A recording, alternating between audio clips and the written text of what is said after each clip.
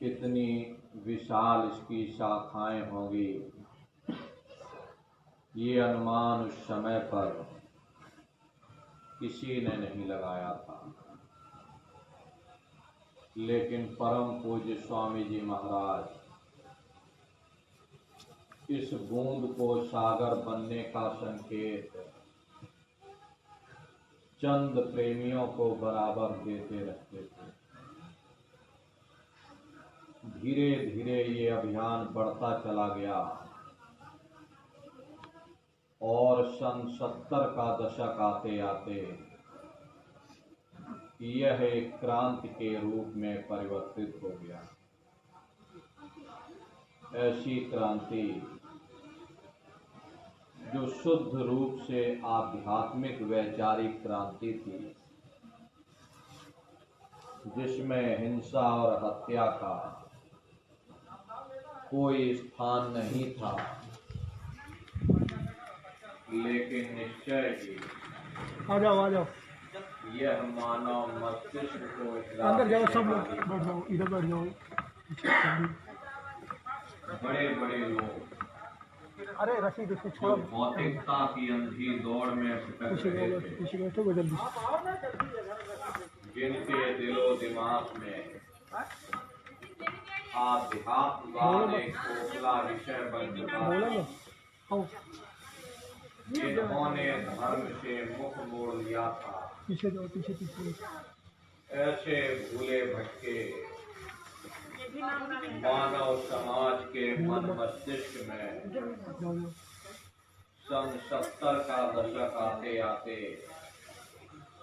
एक आध्यात्मिक क्रांति हिलोर लेने लगी और धीरे धीरे करोड़ों करोड़ जनमानस इस आध्यात्मिक झंडे के नीचे आकर खड़ा होने लगा। प्रेमी भाई बहनों, परम पूज्य स्वामी जी महाराज ने अपने जीवन काल में अथक परिश्रम किया ताकि हम दुनिया के जीव सूरत शब्द नाम की कमाई करके सदा सर्वदा के लिए इस भवसागर रूपी समुद्र से पार हो जावें। गुरु महाराज ने अपने जीवन काल में हम लोगों के लिए जब इतनी मेहनत की है, तो हमारा आपका सभी का फर्ज बनता है कि हम सभी लोग मिल करके आध्यात्मिक राह पर चल करके सूरत को शब्द के साथ जोड़कर सदा सर्वदा के लिए इस समुद्र से पार हो जाए। क्योंकि ये जो मानव तन आपको मिला है, ये आपको बार बार नहीं मिलने वाला। बड़े सौभाग्य से मनुष्य शरीर मिला। जब आप मां के गर्भ में थे, उस समय आपने परमात्मा से अरदास किया था कि हे परमात्मा, हमको मौका दे दो, हमको मानव तन दे दो, हम भजन करेंगे, भक्ति करेंगे, अपनी जीवात्मा का कल्याण करेंगे। लेकिन जब आपको ये मौका मिल गया, माया ने एक छोटा सा भूल भुलैया का पर्दा आपके ऊपर डाल दिया। आप अपने वादे को भूल गए और इस माया की छाया में फंस करके इस मिथ्या जगत को अपना मान करके हम आप यहीं पर गोता खा रहे हैं। ये जो दुनिया का साजो सामान है, ये साजो सामान आपका यहीं छूट जाएगा। बड़े बड़े राजे महाराजे आए, सारी जिंदगी उन्होंने किला बनाते बनाते गुजार दिया।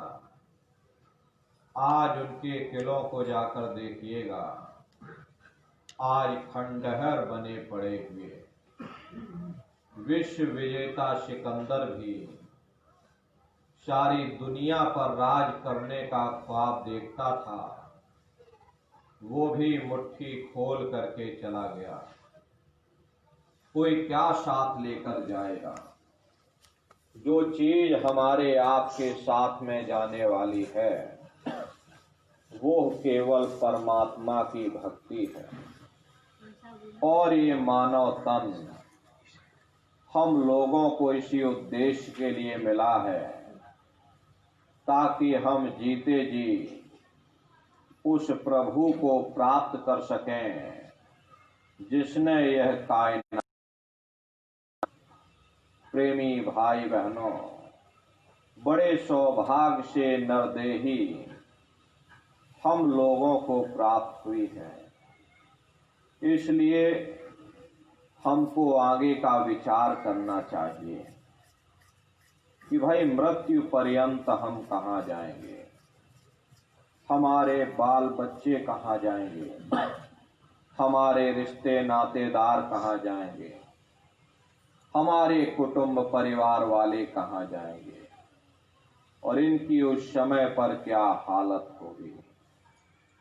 हम लोग अपना सारा जीवन घर मकान मड़ैया बनाने में गुजार देते हैं, लेकिन कभी हमने आपने विचार नहीं किया ये घर मकान और मड़ैया, इसमें ज़्यादा से ज़्यादा आप 50 साल रहोगे और ज़्यादा खींचोगे 60-70 साल रहोगे।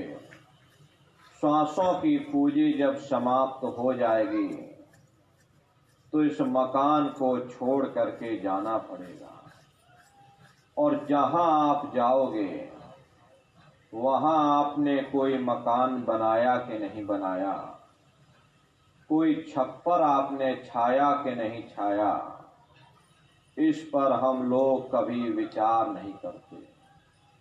तो सारी जिंदगी हम लोग इस भूल भरम अज्ञान के देश में फंस करके अपने श्वासों की पूंजी को व्यर्थ में बर्बाद करते चले जा रहे। एक एक श्वास हमारी आपकी बहुमूल्य है। जीवन में आप रह रहे हो, संसार में आप रह रहे हो, तो महात्मा ये नहीं कहते हैं कि आप संसार को त्याग दो। आप संसार को मत त्यागो, संसार में रहो, गृहस्थ आश्रम में रहो, बाल बच्चों की सेवा करो, अपने अपने समाज में रहो, समाज की रीत और नीति के अनुसार रहो, मेहनत ईमानदारी से काम करो और 24 घंटे में घंटा 2 घंटा अपनी जीवात्मा के कल्याण के लिए यानी अपने लिए सुरत शब्द नाम की कमाई करो, क्योंकि यही सुरत शब्द नाम की कमाई, यही रास्ता सनातन से सनातन है और यही रास्ता आपको परमात्मा के साथ मिला सकता है। बाकी दुनिया के जितने भी कर्मकांड हैं इनसे न कभी किसी को परमात्मा मिला और ना ही कभी मिल सकता।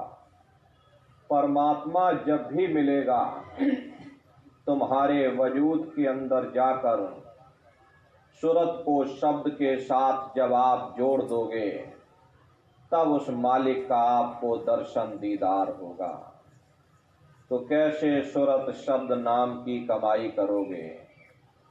आप लोग अच्छी तरह से समझ लीजिएगा और घर पर बैठ करके आप सभी लोग नित्य सुमरन ध्यान और भजन करिएगा। सुमरन कैसे किया जाएगा, ध्यान कैसे किया जाएगा और भजन कैसे किया जाएगा, ये लोग आप सभी लोग इसको अच्छी तरह से यहाँ पर बैठकर समझ लीजिएगा। एक एक बात को बड़े ध्यान से सुन करके कि कैसे हमको सुमरन करना है, कैसे हमको ध्यान करना है और कैसे हमको भजन करना अच्छी तरह से आप लोग समझ लीजिएगा और घर पर बैठ करके नित्य सुमरन ध्यान भजन करिएगा। तो सबसे पहले सुमरन कैसे किया जाएगा? सुमरन करने के लिए एक माला आप लोग ले लीजिएगा। ये 108 दाने की माला है। इसमें कुल 100 आप उसमें लीन हो जाओगे तो कुछ समय बाद आपको फिर दोबारा अनुभव होगा कि कहीं बड़ी दूर से घंटे शंख की आवाज हमारे कानों में गूंज रही है। जैसे मंदिरों में घंटियां बजती हैं, टन टन टन टन टन, इस तरह से घंटे और शंख की आवाज आपको सुनाई पड़ेगी। उसी घंटे शंख की आवाज को महात्माओं ने शब्द कहा, उसी को महात्माओं ने नाम कह करके याद किया। लिखा भी गया है कि कलयुग केवल नाम यधारा, सुमिर सुमिर नर उतर ही पारा। कलयुग में केवल नाम का आधार है और वो नाम तुम्हारे अंदर रात और दिन धुनकारें दे रहा। उसी घंटे शंख की आवाज को महात्माओं ने शब्द कह करके याद किया।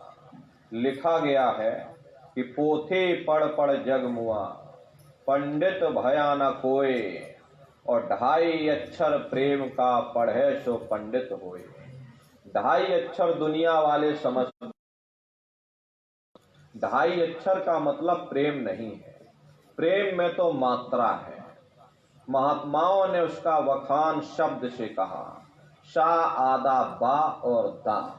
उसी घंटे शंख की आवाज को महात्माओं ने शब्द कहा, उसी को महात्माओं ने नाम कह करके याद किया। उसी घंटे शंख की आवाज को मुसलमान फकीरों ने कलमा कहकर याद किया। उसी घंटे शंख की आवाज को ईसा मसीह साहब ने वर्ड या लागस कहकर याद किया। उसी घंटे शंख की आवाज को गुरु नानक साहब ने अनहद वाणी कहकर याद किया। हिंदू महात्माओं ने उसे देववाणी आकाशवाणी कहकर याद किया। चीन में जो महात्मा हुए उन्होंने इसको ताओ कहकर याद किया। उन अलग अलग महात्माओं ने अपने अपने कौम, अपने अपने मजहब और अपने अपने मुल्कों में बैठ करके अपनी अपनी भाषा में हम लोगों को समझाने की ये कोशिश की कि भाई वो शब्द, वो नाम, वो घंटे और शंख की आवाज हमारे आप के अंदर धुनकारें दे रही।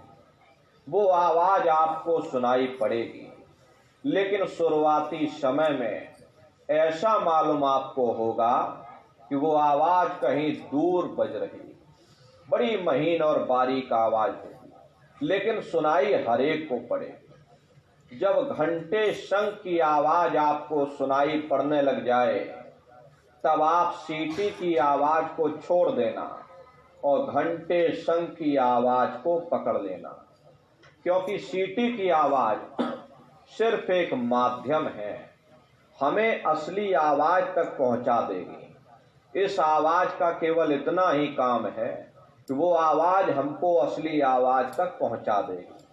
और जब आपको असली आवाज मिल जाए, यानी घंटे और शंख की आवाज सुनाई पड़ने लग जाए, तब आप उस आवाज को पकड़ लेना, उस आवाज को सुनने लग जाना। जब आप उसको सुनने लग जाओगे तो सीटी की आवाज धीरे धीरे धीरे धीरे बंद हो जाएगी और घंटे शंख की आवाज बढ़ने लगेगी। बढ़ते बढ़ते इस कदर बढ़ेगी कि आपके रोम रोम में घंटे और शंख की आवाज गूंजने लगेगी। बड़ी घनघोर आवाज होती है, बड़ी मधुर वो आवाज होती है। ये जो दुनिया के संगीत आप सुनते हो, ये संगीत तो उसके सामने कुछ भी नहीं। जब आप उस रूहानी संगीत को सुनोगे, इतना भारी आपको आनंद आएगा ऐसा नशा आपके ऊपर चढ़ जाएगा, इतना खुशी आपको होगी, इतना आप उस आवाज में खो जाओगे कि आप धीरे धीरे सारी दुनिया को भूल जाओगे। यहां तक कि आपको अपने शरीर की भी सुध नहीं रहेगी। यदि उस समय पर शरीर के लाखों टुकड़े कर दिए जाएं, फिर भी आपको पता नहीं चलेगा। इतना आवाज में कशिश है। वो शब्द चुंबक है, वो आपको अपनी ओर खींचेगा, और जब खिंचाव होगा तो जीवात्मा का फैला हुआ प्रकाश ये 9 द्वारों से सिमटने लगेगा। ये 9 द्वार कौन कौन से हैं? 2 आंख, 2 कान, 2 नाक के सुराख, 1 मुंह और 2 मलमूत्र का रास्ता। ये शरीर के 9 दरवाजे हैं। सबसे पहला जो दरवाजा आता है वो गुदा चक्र होता है। गुदा चक्र में गणेश जी वास करते हैं। ये 4 दल का कवल है। यहाँ पर पृथ्वी तत्व पाया जाता है। उसके ऊपर इंद्रिय चक्र आता है। इंद्रिय चक्र में ब्रह्मा जी वास करते हैं। ये 6 दल का कवल है। यहाँ पर जल तत्व पाया जाता है। उसके ऊपर ये नाभि चक्र आता है। नाभि चक्र में विष्णु जी वास करते हैं। ये 8 दल का कवल है। यहाँ पर अग्नि तत्व पाया जाता है। उसके ऊपर ये हृदय चक्र आता है। हृदय चक्र में शिव जी वास करते हैं। ये 12 दल का कवल है। यहाँ पर वायु तत्व पाया जाता है। वास तो वो ऊपरी मंडलों में करते हैं, लेकिन उनका प्रकाश, उनकी किरणें इन चक्रों पर पड़ती हैं। उसी के ऊपर ये कंठ चक्र आता है। यहाँ आद्या महाशक्ति की किरणें पड़ती हैं, और ये 16 दल का कवल है। और आप सबसे ऊपर, आपकी ये जीवात्मा सबसे ऊपर दोनों आंखों के मध्य भाग में बैठी हुई है।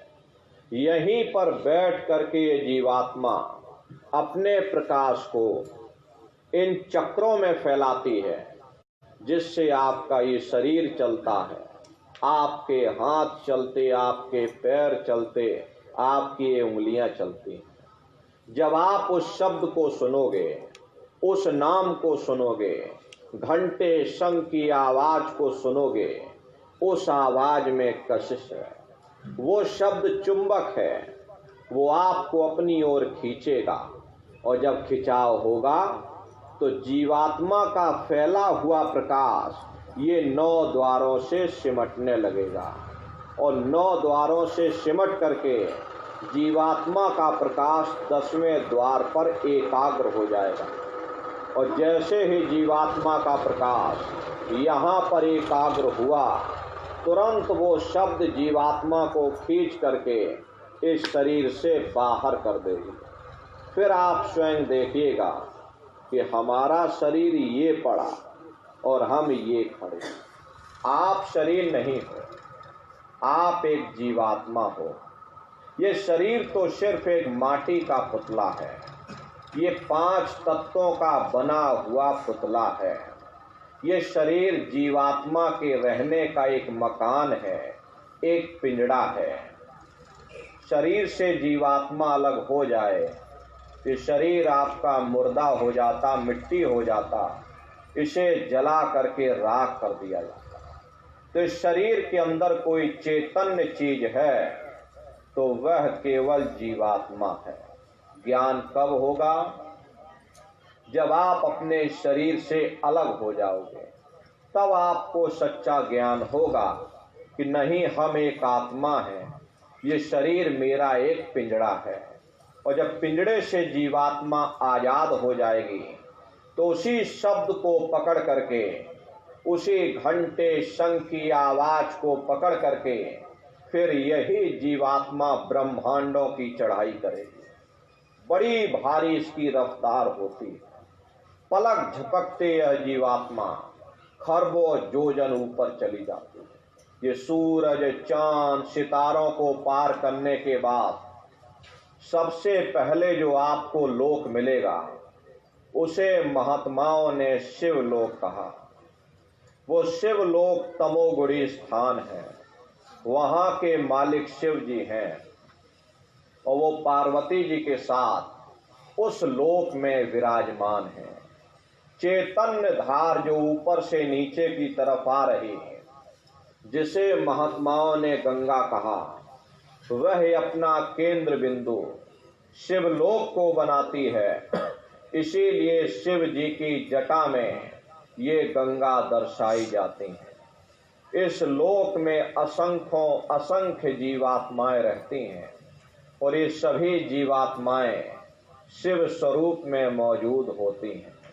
जब साधक भजन करता है, शब्द को पकड़ करके, घंटे और शंख की आवाज को पकड़ करके, सूरज चांद सितारों को पार करके, और जब शिव लोक में पहुंचता है और जब शिव जी का दर्शन करता, तो इसका स्वरूप भी शिव के समान यानी शिव स्वरूप हो जाता है।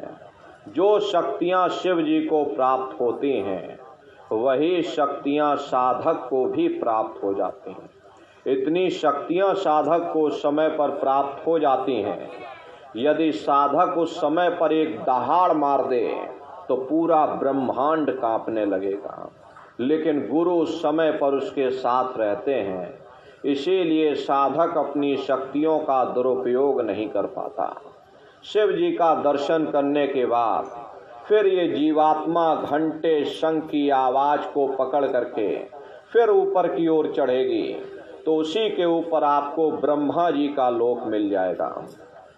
ब्रह्मा जी का लोक वो रजोगुणी स्थान है। वहाँ के मालिक ब्रह्मा जी हैं। वो गायत्री, सावित्री और सरस्वती के साथ उस लोक में विराजमान हैं। वहाँ पर वेद ध्वनियाँ सदा उस लोक में उच्चारण होती रहती हैं। और ब्रह्मा जी का दर्शन करने के बाद फिर उसी घंटे शंख की आवाज को पकड़ करके फिर आप ऊपर की ओर चढ़ोगे। घंटे और शंख की आवाज पकड़ करके रखनी पड़ती है। यदि घंटे और शंख की आवाज आपने छोड़ दी तो सेकंड भर आपको नहीं लगेगा, पलक झपकते ही आप अपने शरीर में फिर वापस चले आओगे। फिर आप अपनी आंखों को खोल दोगे और फिर ऊपर चढ़ने के लिए आपको फिर उतनी मेहनत करनी पड़ेगी। इसलिए उस आवाज को पकड़ करके रखनी पड़ती है। कभी कभी साधक उस आवाज को छोड़ देता है, क्योंकि वहाँ इतने मनमोहक दृश्य होते हैं। उन दृश्यों को देख करके साधक इतना उन दृश्यों में खो जाता है कि उस आवाज को छोड़ देता। और जैसे ही आपने आवाज छोड़ी, वो सारे दृश्य भी गायब हो जाएंगे और पलट झपकते ही आप अपने शरीर में फिर वापस चले आओगे। इसीलिए उस आवाज को पकड़ करके रखना पड़ता है। उस आवाज को पकड़कर फिर ये जीवात्मा ब्रह्मा जी का दर्शन करने के बाद फिर ऊपर की ओर चढ़ेगी। उसी के ऊपर आपको विष्णु जी का लोक मिलेगा। वो विष्णु लोक वो सतोगुणी स्थान है। वहाँ के मालिक विष्णु जी हैं। उनका बड़ा मनमोहक स्वरूप है। उनकी 4 भुजाएं हैं और चारों भुजाओं में शंख, गदा, पद्म और चक्र सुशोभित है। और आप क्षीर सागर में लक्ष्मी जी के साथ विराजमान हैं। ये तीनों देवता ब्रह्मा, विष्णु और महादेव अपने अपने लोक में बैठ करके राज्य कर रहे हैं। एक रचयिता है जो हम जीवों को रचता है, एक पालनहार है जो हम जीवों को पालता है, और एक संहार करता है जो जीवों को नष्ट कर देता है। इनकी माता आद्या महाशक्ति है। ब्रह्मा, विष्णु, महादेव लोक के ऊपर वो आद्या महाशक्ति का लोक आता है। और उसी लोक को पार करने के बाद सबसे पहला खंड पड़ता है, या यूं कह लो पहला देश पड़ता है, या यूं कह लो पहली राजधानी पड़ती है, जिसे महात्माओं ने सहस दल कवल कह करके याद किया। सहस दल कवल वो आपकी राजधानी है। ये ब्रह्मा विष्णु महादेव के जो लोक हैं, ये उस राजधानी के जिले हैं। जैसे आपके राजस्थान में आपकी राजधानी जयपुर है, बाकी सभी जिले हैं। उत्तर प्रदेश की राजधानी लखनऊ है, बाकी सभी जिले हैं। इसी तरह से वो सहस्त्रदल कवल वो राजधानी है, और ये ब्रह्मा विष्णु महादेव के जो लोक हैं वो उस राजधानी के जिले हैं।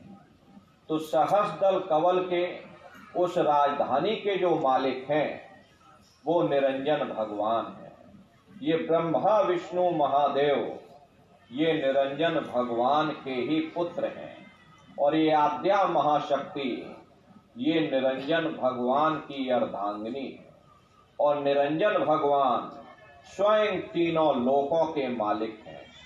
इन्हीं को त्रिलोकीनाथ कहा गया। हिंदू इन्हीं को परमात्मा कहते हैं, मुसलमान इन्हीं को खुदा कहते हैं, और ईसाई इन्हीं को गॉड कहते हैं।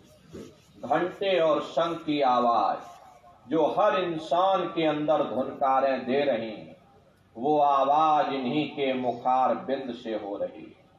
निरंजन भगवान का जो स्वरूप है वो ज्योतिष स्वरूप है।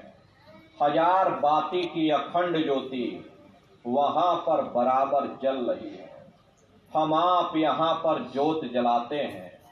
इस ज्योत में तेल की जरूरत पड़ती है, बाती की जरूरत पड़ती है, लेकिन वो अखंड ज्योति ऐसी है जिसमें ना तेल की जरूरत है और ना बाती की जरूरत है। पलटू साहब ने जिक्र किया है कि उल्टा कुआ गगन में तिसमें जरे चिराग, और तिसमें जरे चिराग बिना रोगन बिन बाती, और 6 ऋतु 12 मास जरत रहे दिन राती। सतगुर मिले जो होए ताहि की नजर में आवे, और बिन सतगुर नहीं कोई वाह को दर्शावे। वो अखंड ज्योति ऐसी है जिससे पूरा ब्रह्मांड प्रकाशवान हो रहा। न जाने कितने ऋषि मुनि, न जाने कितने पीर पैगंबर औलिया उस ज्योत पर कुर्बान हुए बैठे हैं। वो सहस्त्रदल कवल आपका हेडक्वार्टर है, आपकी राजधानी है। जितनी भी अवतारी शक्तियां आई, राम आए, राम को यहीं से नीचे उतारा गया। ये जो देश है वो राम का ही देश है। इसीलिए इस देश का नाम अयोध्या नगरी भी कहा गया। और जितने देवी देवता ब्रह्मा विष्णु महादेव आदि की उत्पत्ति यहीं से हुई। यहाँ के धनी का दर्शन करने के बाद, यानी निरंजन भगवान का दर्शन करने के बाद, फिर ये जीवात्मा दूसरे मंडल के शब्द को पकड़ करके दूसरे मंडल की चढ़ाई करती है। वो घंटे और शंख की आवाज वो आपको पहले मंडल पर पहुंचा देगी, उसके ऊपर वो आवाज नहीं जाएगी। जब आप दूसरे मंडल की चढ़ाई करोगे तो दूसरे मंडल से दूसरा शब्द नीचे उतर रहा, वो आवाज आपको वहीं पर सुनाई पड़ेगा। उस आवाज को पकड़ करके ये जीवात्मा दूसरे मंडल की चढ़ाई करती है। श्याम तज श्वेत को गहना, सुरत को तान धुन सुनना, और पंख के द्वार धस बैठो, और त्रिकुटी जाय कर लेना। इसी के ऊपर दूसरा मंडल आता है जिसे महात्माओं ने त्रिकुटी देश कहा।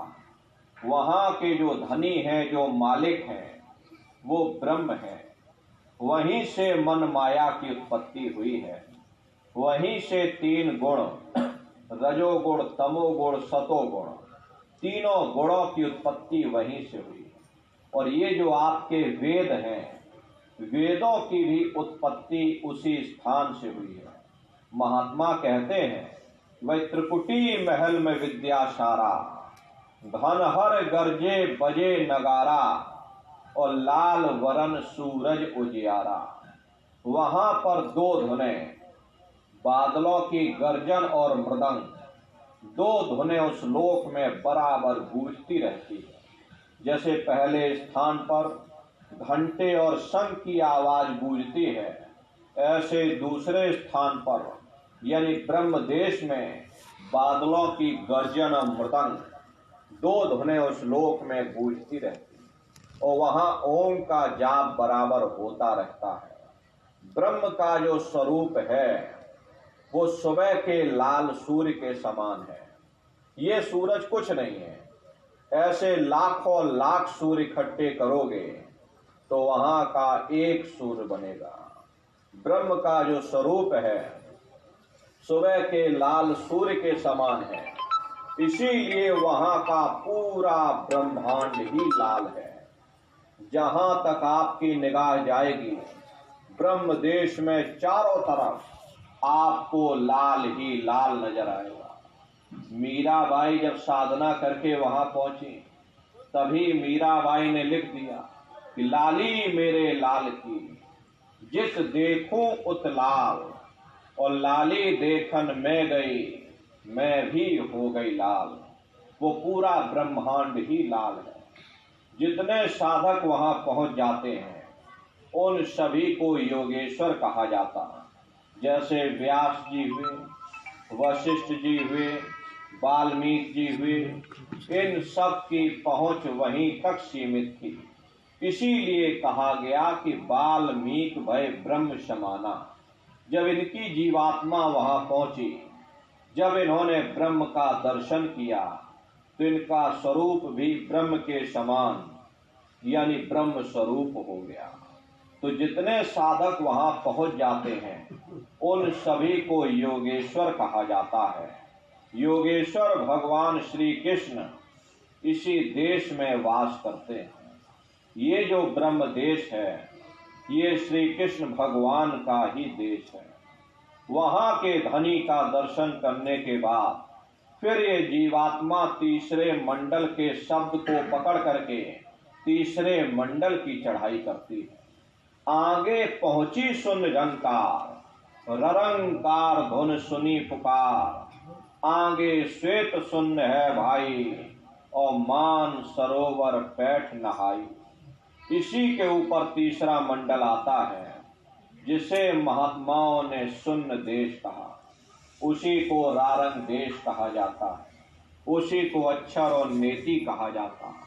वहां के जो धनी जो मालिक हैं वो रारंग पुरुष है यानी पार ब्रह्म पुरुष है। वहां किंगरी और सारंगी दो धुनें उस लोक में बराबर गूंजती रहती है। और पार ब्रह्म पुरुष का जो स्वरूप है वो पूर्णमासी के चंद्रमा के समान है। इसी स्थान पर एक बहुत बड़ा अमृत का सरोवर बना है जिसे महात्माओं ने मान सरोवर कह करके याद किया।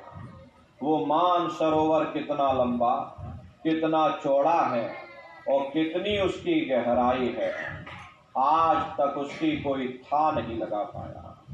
महात्माओं ने सिर्फ इशारों में वर्णन कर दिया कि संसार में जो समुद्र है ऐसे अरबों खरबों समुद्र उस मान सरोवर में डाल दिए जाएं तो उसकी एक बूंद के बराबर नहीं है। इतना विशाल वो अमृत का सरोवर है। जब महात्माओं ने उसको देखा तो हम जीवों को यहाँ समझाने के लिए किसी ने उसका नाम गंगा रख दिया, किसी ने उसका नाम जमुना रख दिया, गुरु नानक साहब ने अमृतसर रख दिया।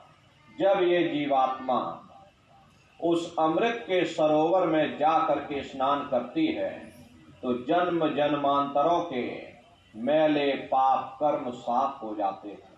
यहाँ के पानी से तुम्हारे कर्मों की सफाई नहीं होने वाली। ये बाहर का पानी आपके शरीर के मैल को धो सकता है, लेकिन जो पापों का मैल है, जो अंतःकरण में गंदगी जमा है, वो जब साफ होगी जब आप तीसरे मंडल पर पहुंच करके उस गंगा में डुबकी लगाओगे। उसमें स्नान करने के बाद ये जीवात्मा हंस रूप हो जाती है। हंसन मिले हंसा होए जाई, मिले जो अमीय आहारा है। जीवात्मा का खुद का प्रकाश अमृत के सरोवर में स्नान करने के बाद 16 सूर्य के बराबर हो जाता है। तो फिर यही जीवात्मा फिर शब्द की धार को पकड़ करके चौथे मंडल की चढ़ाई करती है। दो पर्वत के संग निहारो और भंवर गुफा ते संत पुकारो। दो पर्वतों को पार करने के बाद वो बड़ा सुंदर देश आता है जिसे महात्माओं ने भंवर गुफा कहा।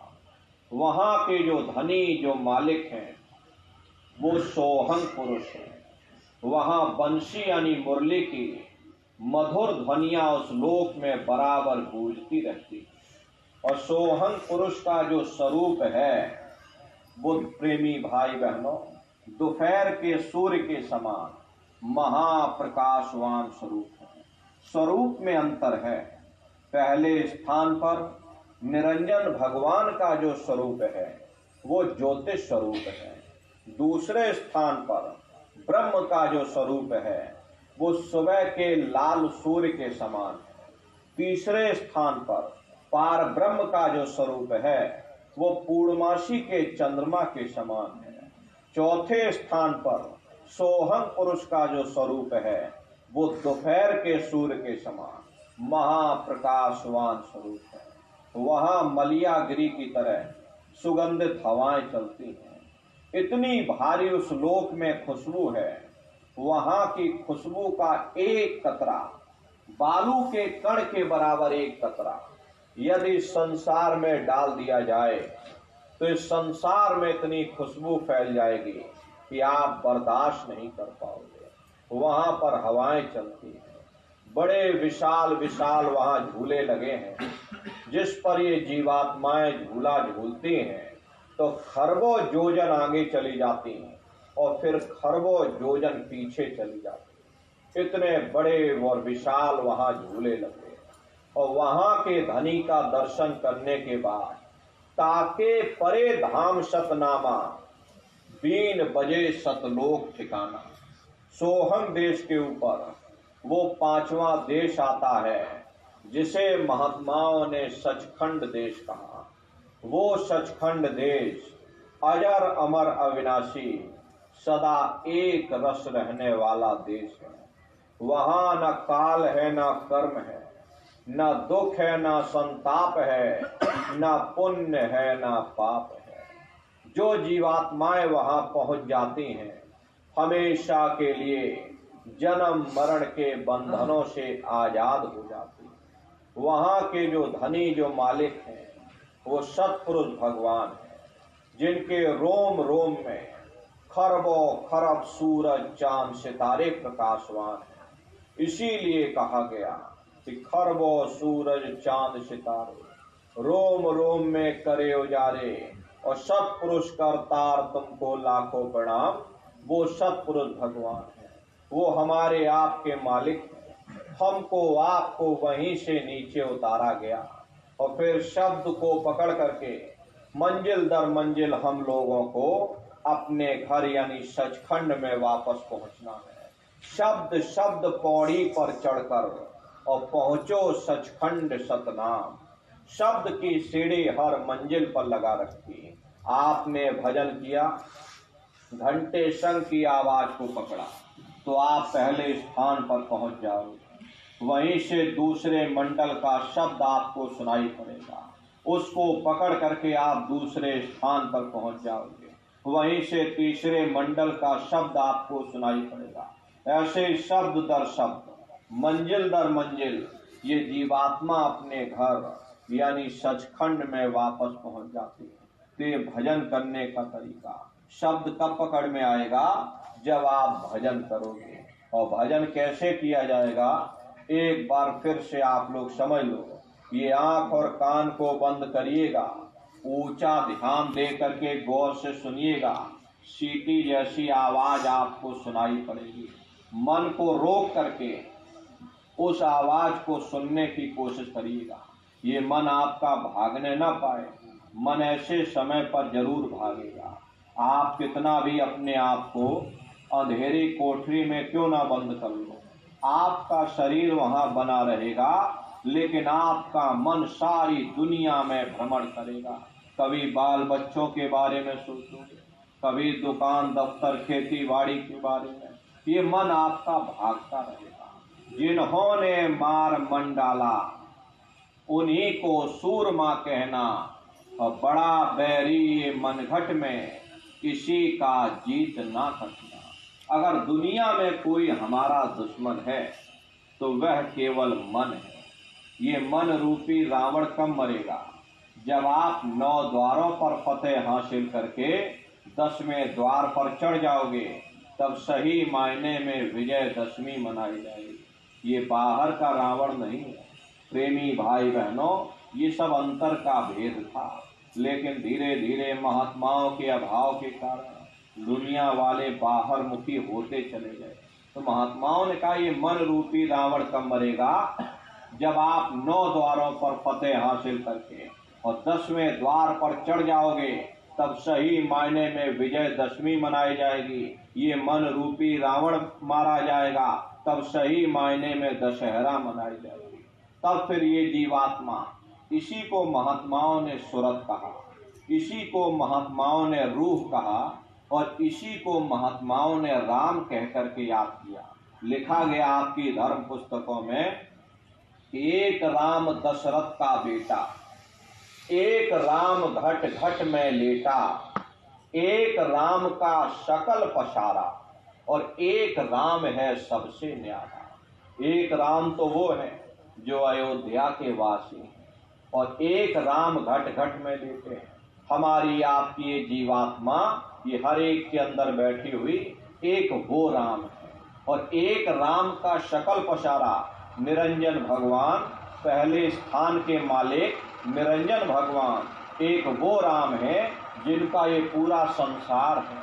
और एक राम है सबसे न्यारा, जो सचखंड में बैठे हुए सतपुरुष भगवान 5वें स्थान पर एक वो राम है। तो महात्मा उस राम की महिमा गाते हैं। तो महात्मा कहते हुए ये मन रूपी रावण कब मरेगा? जब आप 9 द्वारों पर फतेह हासिल करके 10वें द्वार पर चढ़ जाओगे, ये मन रूपी रावण मर जाएगा। तब फिर ये जीवात्मा, ये राम उस शब्द को पकड़ करके, और जब पहले स्थान पर यानी अयोध्या नगरी में पहुंचेगी, वहां जब ज्योतिष स्वरूप का दर्शन करेगी, तब सही मायने में दिवाली मनाई जाएगी। तो महात्माओं का अपना एक आध्यात्मिक उद्देश्य रहा। तो प्रेमी भाई बहनों, कैसे आप लोग भजन करोगे उसको आप लोग अच्छी तरह समझ लीजिए। कान में उंगली डाल करके ऊंचा ध्यान दे करके सुनिएगा। सीटी जैसी आवाज आपको सुनाई पड़ेगी, उसको आप पकड़ लेना, उसको आप सुनते रहना। सुनते सुनते सुनते सुनते आप उसमें लीन हो जाओ। जब आप उसमें लीन हो जाओगे, तब वो शब्द, वो नाम, वो घंटे शंख की आवाज अपने समय पर प्रकट हो जाएगी। और जब वो आवाज प्रकट हो जाएगी, तब वो आवाज आपको सुनाई पड़ने लग जाएगी। और जब घंटे शंख की आवाज सुनाई पड़ने लग जाए, तब आप सीटी की आवाज को छोड़ देना और घंटे शंख की आवाज को पकड़ लेना। एक बार आप उस आवाज को पकड़ लो, फिर वो आवाज आपको नहीं छोड़ेगी, खींच करके शरीर से अलग कर देगी। फिर रोज आना और रोज जाना, रोज ब्रह्मांडों की सैर करना, रोज देवी देवताओं के दर्शन करना, रोज आसमानों की उड़ान भरना, और रोज अपने शरीर में, अपने घोंसले में फिर वापस आ जाना। यहाँ से आपको चित्तौड़गढ़ जाना है तो 10-12 घंटे आपको पहुँचने में लग जाएंगे, लेकिन आप भजन के द्वारा सूक्ष्म शरीर में आप पलक झपकते ही चित्तौड़गढ़, राजस्थान ही क्या, पूरी दुनिया घूम करके यहाँ आ सकते हैं। सेकंड भर के अंदर पूरी दुनिया घूम करके यहाँ आ सकते हैं। इतनी रफ्तार आपकी हो। ये कब संभव होगा?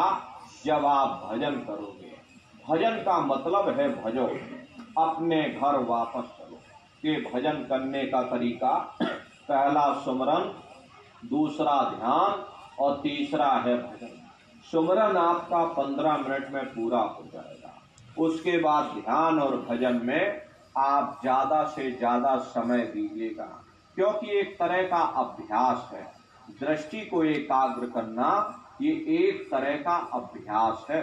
और जब तक आप अभ्यास नहीं करोगे, जब आप समय नहीं दोगे, तो इतनी जल्दी दृष्टि आपकी टिकेगी नहीं, इसलिए आपको समय देना पड़ेगा। देखिए, मूर्ति पूजा की शुरुआत कहाँ से हुई थी? मूर्ति पूजा की शुरुआत वेद व्यास जी महाराज के समय से शुरू हुई थी। वेद व्यास जी महाराज ने जब देखा कि साधकों का ध्यान एकाग्र नहीं हो रहा, तो उन्होंने एक बहुत बड़ी मूर्ति बनवा दी।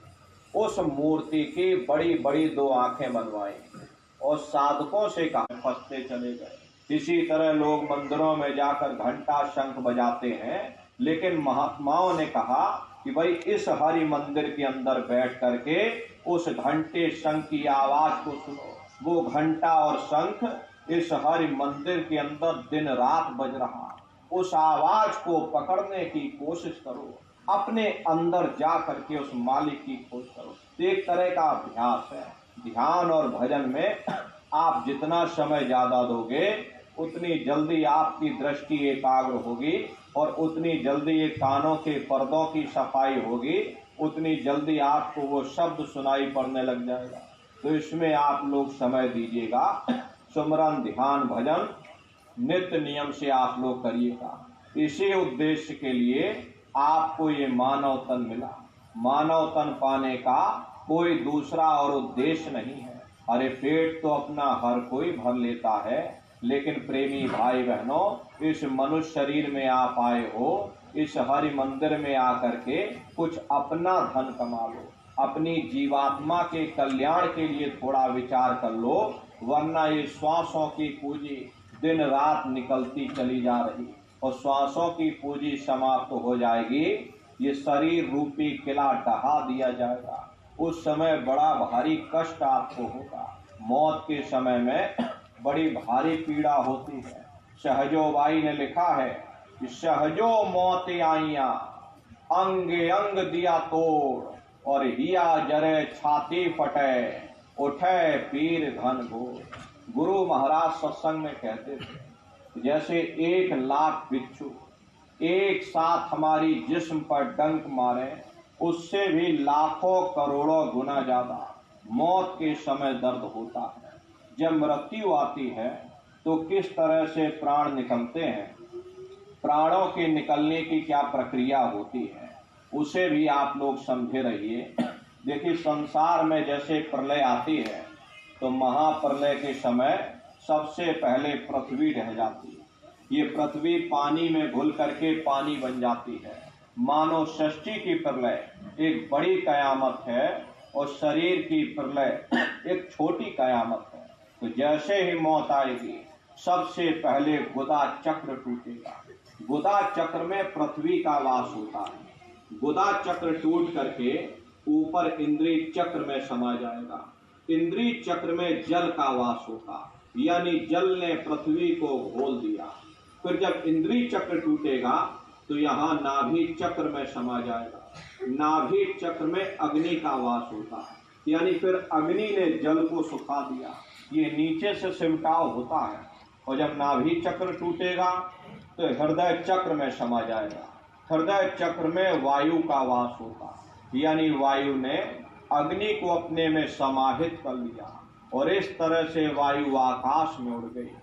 जब यह कर्म कला उपजावे, बुद्धि सुरत की आन दबावे, जब यह जीवात्मा 5 तत्वों को लांग करके जल पृथ्वी अग्नि वायु आकाश 5 तत्वों को लांग कर ऊपर आती है, तो काल दाढ़ में आन दबानी, जब ढरके नैनन से पानी। जब काल अपनी दाढ़ में उस समय दबाता, नेत्रों से पानी निकलता, इंद्रियां टूट टूट करके चकनाचूर हो जाती। सब रिश्ते नातेदार खड़े रहेंगे, डॉक्टर वैद्य हकीम सब आपको घेरे रहेंगे, लेकिन आप अपनी पीड़ा को उस समय अपने मुख से बयान नहीं कर पाओगे। सिर्फ आपके नेत्रों से पानी निकलेगा। और प्रेमी भाई बहनों, यमदूत आते हैं। जैसे ही सारे चक्र टूटे, प्राणों की डोरी टूट जाती, जीवात्मा को यमदूत खींच करके इस शरीर से अलग कर देते। और जैसे शरीर से जीवात्मा अलग हुई, ये शरीर आपका मुर्दा हो जाता, इसको जला करके राख कर दिया जाता। उधर जीवात्मा को ले जाकर ऊपर धर्मराज की कचहरी में पेश कर दिया जाता। पलक झपकते ही आपके अच्छे बुरे कर्मों का हिसाब सेकंड भर के अंदर वहां हो जाता। पूरे जीवन की पिक्चर आपको दिखा दी जाएगी। ये आपने बुरे खोटे कर्म किए, अपने कर्म के वशीभूत हो करके धर्मराज आपको सजा सुना देंगे, ले जाओ इसको फलाने नर्क में ले जाकर डाल दो। महात्मा कभी झूठ नहीं बोलते। महात्माओं ने जब साधना किया और साधना करके जब ऊपर गए, ऊपर जा करके जब नरकों का हाल देखा, तभी उन्होंने धर्म पुस्तकों में लिख दिया, लोह के खम्भ तपत के माही, और जहां जीव को ले चिपटाए वहां लोहे के खंभे अग्नि से धधक धधक कर लाल हो रहे। ऐसे खोटे जीवों को उन खंभों में चिपटाया जाता है। जीव हाय हाय करके तड़पता है, तड़प तड़प जीव जुलम बुखारी, और तपत खम्भ दुख उपजे भारी। असहनीय वेदना होती, असहनीय दुख दर्द होता, जीव रोता और चिल्लाता रहता। लाखों लाख योजन मील तक उसकी चिंगाड़ वहां जाती है, लेकिन उस समय पर प्रेमी भाई बहनों, आपकी कोई पुकार सुनने वाला नहीं, कोई तुम्हारी दर्द भरी आवाज को सुनने वाला नहीं। और एक नरक नहीं, नरक अनेक अनेक और हैं। कहलक कहूं बखान, दुख भोगते यह जीव जो, जाने जो भोग समान। कहते भाई एक नरक नहीं, ऐसे वहां अनेकों अनेक नरक बने हुए, अलग अलग खोटे पाप कर्मों के वहां पर अलग अलग नरक बने हुए। जीव अपने कर्म के अनुसार अनंतों अनंत युगों तक नरकों की यातनाएं भोगता रहता है। और नरकों की यातनाएं भोगने के बाद इसी जीवात्मा को सीधे मनुष्य शरीर नहीं मिलता, बल्कि फिर से 4 खान 84 लाख योनियों में डाल दिया जाता। ये क्रमबद्ध तरीके से जीवात्मा नीचे आती है। ऐसे नहीं कि नरकों की यातना या सजा पूरी हो गई और फिर आपको मनुष्य शरीर दे दिया, ऐसा नहीं होता।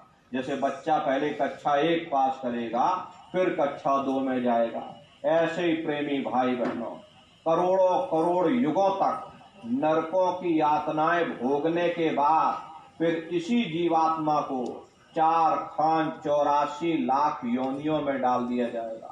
अब ये 4 खान 84 लाख योनियां ये मामूली योनियां नहीं होती। 4 खान यानी अंडज पिंडज उपमज स्थावर, ये 4 खाने हैं।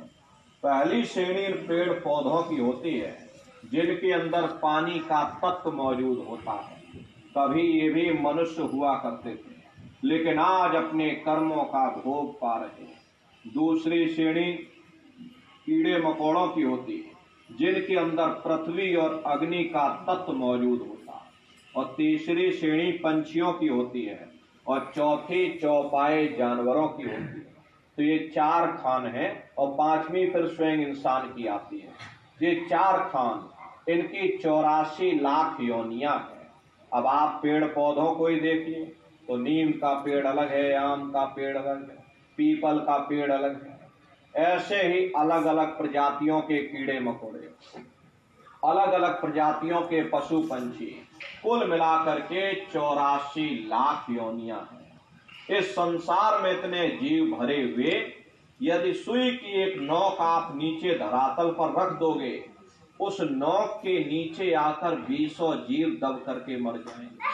आप रोज श्वास लेते हो, आपके श्वास लेने से लाखों जीव आपके अंदर रोज चले जाते और मर जाते हैं।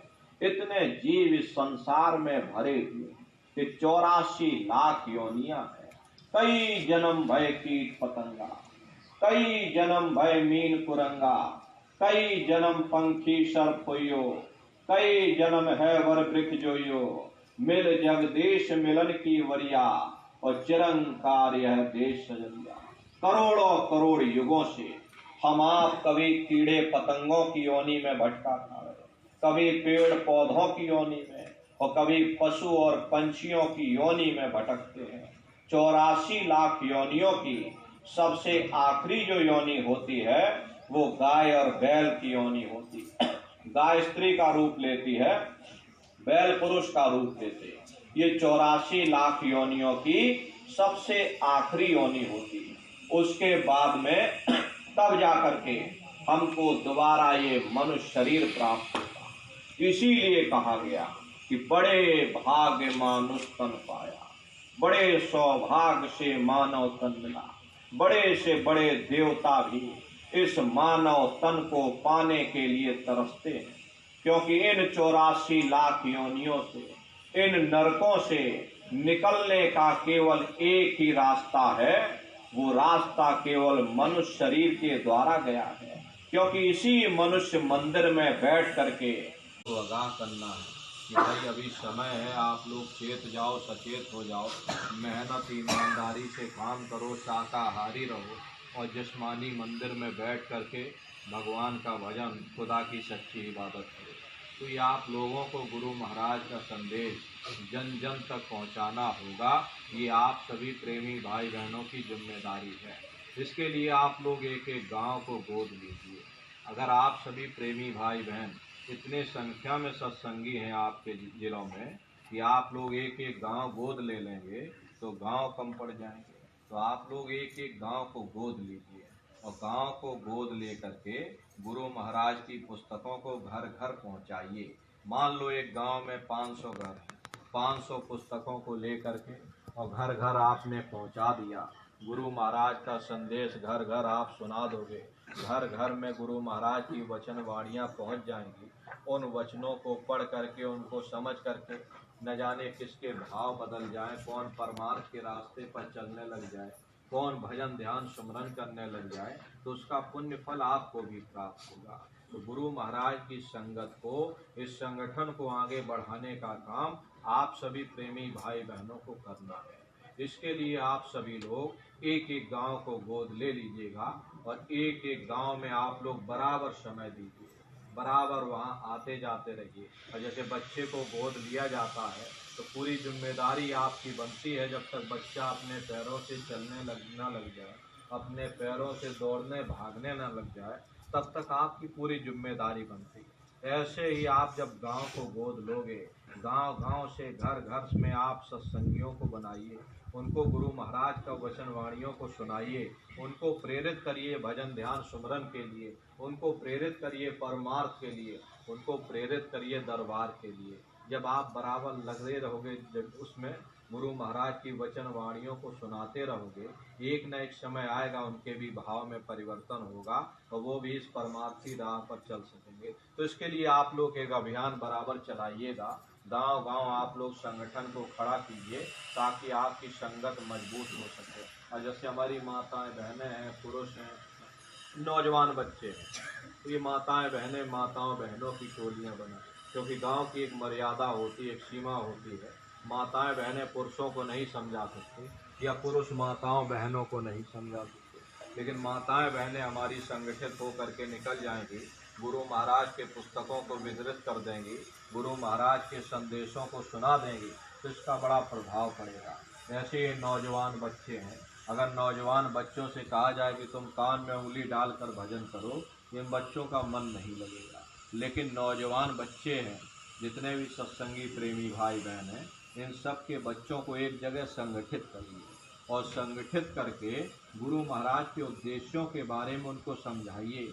क्या हमारा उद्देश्य है, शाकाहार के लिए उनको प्रेरित करिए, उनको संगत की जिम्मेदारियों में लगाइए कि जाओ सभी लोग जा करके शाकाहारी का प्रचार करके आओ, या जाओ गुरु महाराज की पुस्तकों का वितरण करके आओ।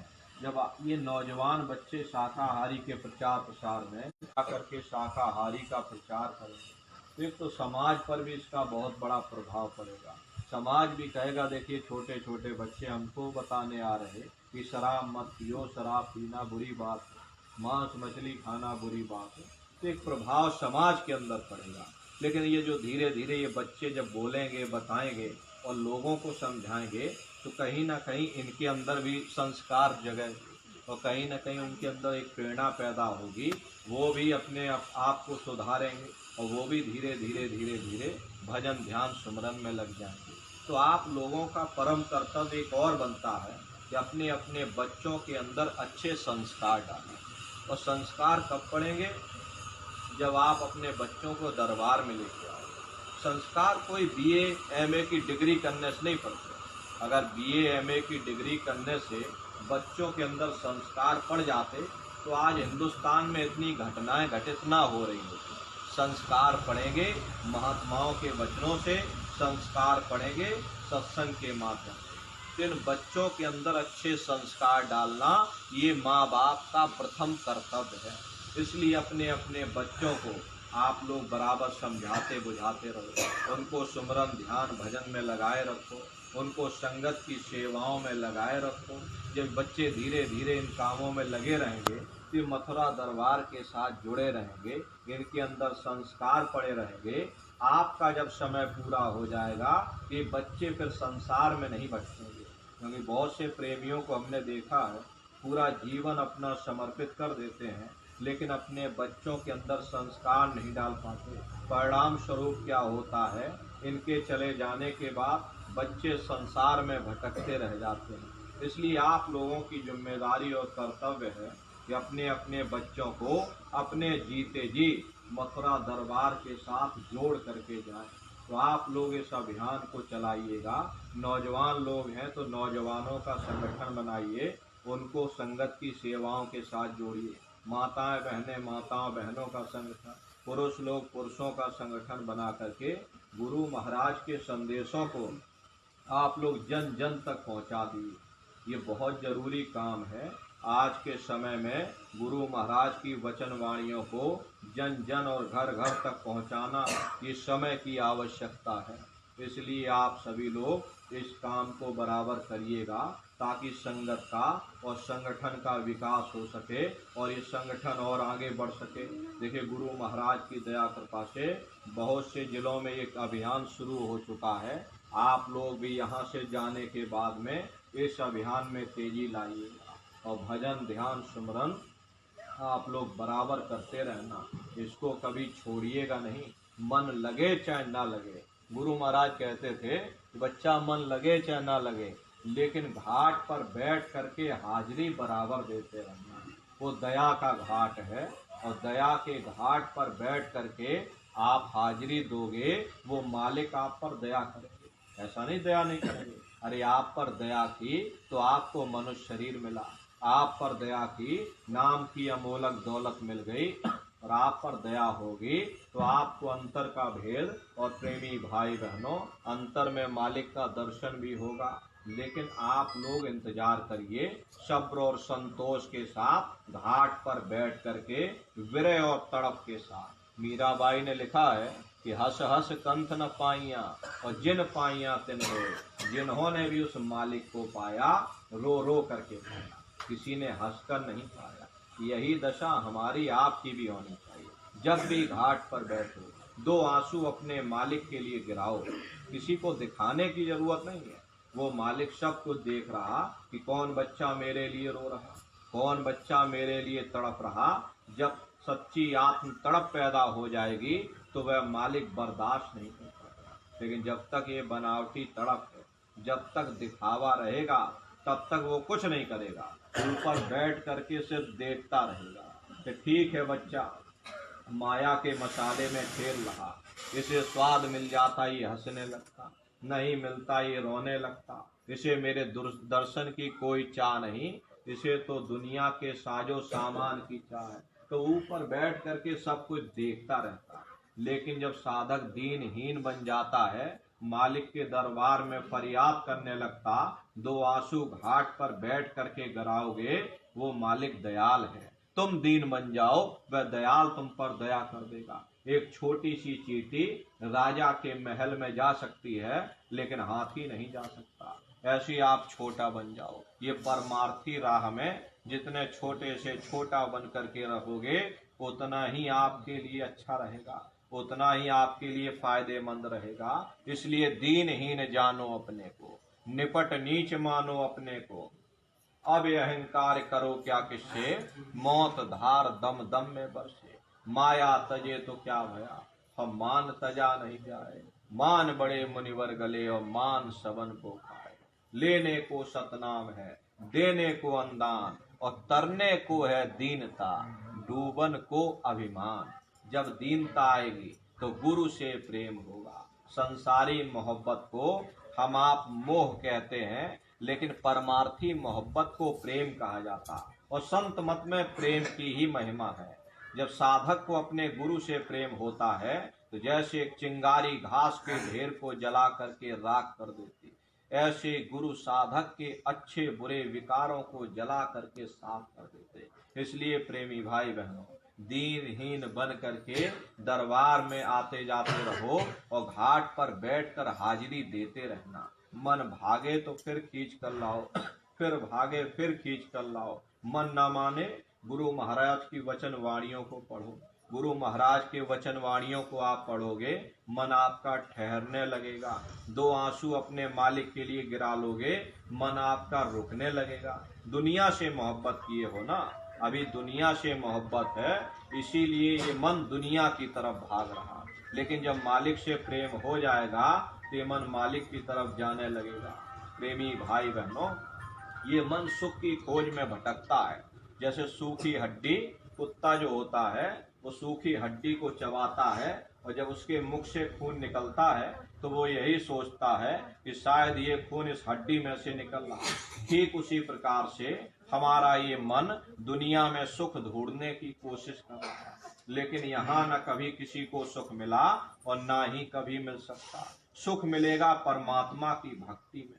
लगो तुम अब चढ़कर सपना। एक छोटा सा देखो बच्चा होता है, अपने पिता की उंगली पकड़ करके मेला या नुमाइश में घूमने जाता। उसे मेले की हर साजो सामान बड़ी खूबसूरत नजर आती है। किसी जगह खेल खिलौनों की दुकानें लगी, कहीं गुड्डे गुड़ियों की दुकानें लगी, कहीं झूलों की दुकानें लगी, कहीं मिठाई पकवान को मेले के साजो सामान से प्राप्त हो रही। और अगर भूल करके भी वो बच्चा अपने पिता की उंगली छोड़ देता तो वह सारा साजो सामान उसी जगह रहता है, लेकिन बच्चा रोने चिल्लाने लगता, चीखने लगता। तब उसे खुद ब खुद महसूस होता ये खुशी हमें तभी तक प्राप्त हो सकती जब तक हमने अपने पिता की उंगली पकड़ रखी थी। हमारा पिता कौन है? वो परमात्मा है, वो परमेश्वर है जिसने अंड खंड ब्रह्मांड की रचना की। जितना अरसा, जितना समय हमारा ख्याल मालिक की भक्ति में लगा रहेगा, हम दुनिया में 2-4 दिन जरूर सुख हासिल कर सकते हैं। और अगर हमारा ख्याल उस मालिक की भक्ति से हट जाए तो ये सारी दुनिया हमारे लिए दुख का रूप बनकर के खड़ी हो जाती। इसलिए प्रेमी भाई बहनों, प्रेम और प्यार के साथ, विरह और तड़प के साथ नित्य घाट पर बैठ करके सुरत शब्द नाम की कमाई यानी सुमरन ध्यान भजन आप लोग बराबर करते रहना और दरबार में बराबर आते जाते रहना। मालिक की दया दुआ आशीर्वाद करने में आप लोग अपना तन से योगदान दे दीजिए, क्योंकि ये तन का योगदान है। तन से सेवा कर लोगे, इसका पुण्य फल आपके लेखे जोखे में लिखा जाएगा, वरना ये तन आपका जा रहा। लेकिन प्रेमी भाई बहनों, अभी आपको मौका मिला हुआ, ये सेवा आप लोग कर लो। धर्म के प्रचार प्रसार में आप लोग भी अपना योगदान दे दो। आप लोग योगदान दे दोगे, अगर आप सभी लोग खड़े हो जाओगे, अपनी अपनी जिम्मेदारियों को निभाने लग जाओगे, धर्म के प्रचार प्रसार में आप लोग अपना योगदान दे दोगे, तो बहुत बड़ा समाज में एक वैचारिक परिवर्तन हो जाएगा। इसलिए इस काम को आप लोग करिएगा और शाकाहारी का प्रचार, पुस्तकों का वितरण आप लोग जोर शोर से चलाइएगा। अच्छा बोलो जय गुरुदेव।